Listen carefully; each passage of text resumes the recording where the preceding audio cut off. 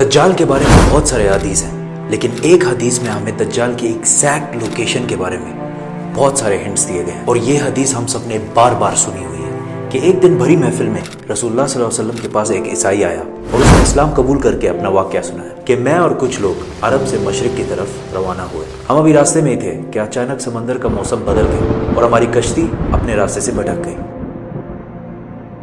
ایک مہینہ ادھر ادھر بھٹکنے کے بعد سمندر نے آخر کار ہماری کشتی کو ایک جزیرے کے پاس لا کھڑا کیا۔ بڑی کشتی ڈاک کر کے ہم چھوٹی کشتیوں کے ذریعے اس جزیرے پہ پہنچے، اور وہاں ہماری ملاقات ایک عجیب قسم کے مخلوق سے ہوئی جو بالکل کالا اور جسم پر بہت زیادہ بال تھے اس کے، اور اس نے اپنا نام جساسہ بتایا۔ ہم نے اس سے پوچھا تم کیا چیز ہو، کیا مخلوق ہو؟ اس نے بولا مجھے چھوڑو، وہ ادھر ایک مندر ہے، ادھر جاؤ، وہاں ایک شخص تمہارا بہت شدت سے انتظار کر رہا ہے۔ اندر ہم نے ایک شخص کو زنجیر میں بندھا ہوا دیکھا اور اس نے ہم سے 3 سوال پوچھے کہ مجھے بیسان کے درختوں کے بارے میں بتاؤ، کیا اس میں کوئی فروٹ پھل وغیرہ ہیں؟ ہم نے کہا بالکل، وہاں بہت فروٹس پھل وغیرہ ہے۔ اس نے کہا بہت جلد وہاں کچھ بھی نہیں ہوگا۔ پھر اس نے پوچھا مجھے لیک آف تبریہ کے بارے میں بتاؤ، کیا اس میں پانی ہے یا نہیں ہے؟ ہم نے کہا وہاں بہت پانی پڑا ہوا ہے۔ اس نے کہا بہت جلد یہ بھی خشک ہو جائے گا۔ اور پھر اس نے کہا مجھے اس امی پیغمبر کے بارے میں بتاؤ، کیا کیا ہے اس نے ابھی تک؟ ہم نے بتایا کہ وہ مکہ سے نکل کر مدینہ میں آباد ہو چکا ہے۔ اس نے کہا کیا واقعی وہ یثرب مدینہ آ چکا ہے؟ یہ کہتے ہی اس نے کہا کہ اب میں بتاتا ہوں کہ میں کون ہوں۔ میں ہوں دجال، اور بہت جلد میں اپنی قید سے آزاد ہو جاؤں گا اور تمام علاقوں میں جاؤں گا سوائے مدینہ یعنی یثرب کے۔ رسول اللہ صلی اللہ علیہ وسلم نے تمام لوگوں کو مخاطب کر کے کہا اے لوگو، یہ ہے یثرب مدینہ۔ تمیم الداری جو کہہ رہا ہے مجھے اس میں سچائی نظر آ رہی ہے۔ یاد رکھو دجال شام کے سمندر میں ہے اور نہ یمن کے سمندر میں۔ اور اپنے ہاتھ سے مشرق کی طرف اشارہ کر کے کہا دجال مشرق میں ہے، دجال مشرق میں ہے، دجال مشرق میں ہے۔ اب سمپل سی بات ہے، ایز وی نو کہ مشرق کی طرف سفر کے بعد ان کی کشتی ایک جزیرے پہ رکی تھی۔ So let's just find out all the islands east of مدینہ۔ مدینہ کے ایسٹ میں there's the famous Arabian Sea، اور اس میں مینلی 4 جزیرے پائے جاتے ہیں: Lakshadweep island in India, Socotra island in Yemen, Masirah island in Oman, and Astola in Pakistan. حدیث میں کلیئرلی فرمایا گیا ہے کہ دجال یمن کے سمندر میں نہیں ہوگا، تو یہ 2 آئلینڈز تو نکل گئے۔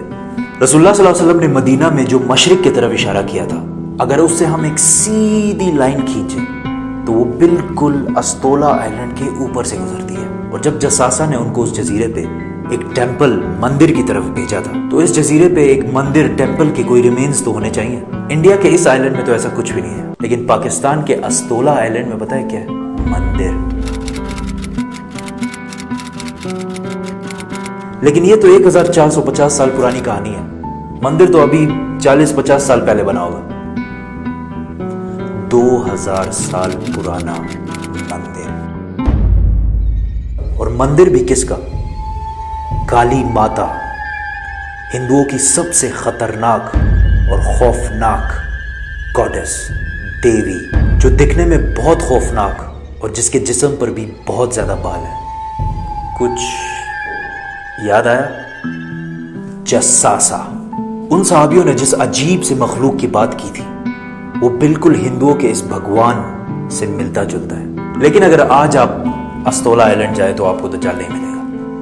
وہ آزاد ہوا ہے یا نہیں یہ تو نہیں پتا، لیکن یہ جو جساسہ ہے اس کو غور سے دیکھیں۔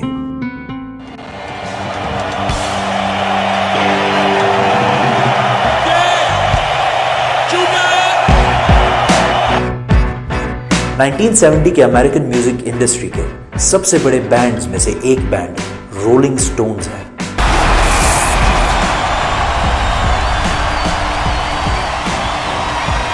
جس نے اپنا یہ لوگو ہندو گاڈس کالی ماتا سے انسپائر ہو کے بنایا، اور یہ لوگو پچھلے صدی کے سب سے مشہور لوگوز میں سے ایک ہے، اور رولنگ سٹونز بینڈ کو one of the greatest of all time مانا جاتا ہے۔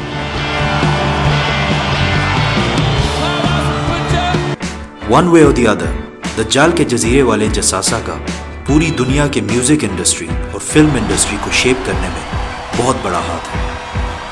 کوئنسیڈنس؟ اور maybe not.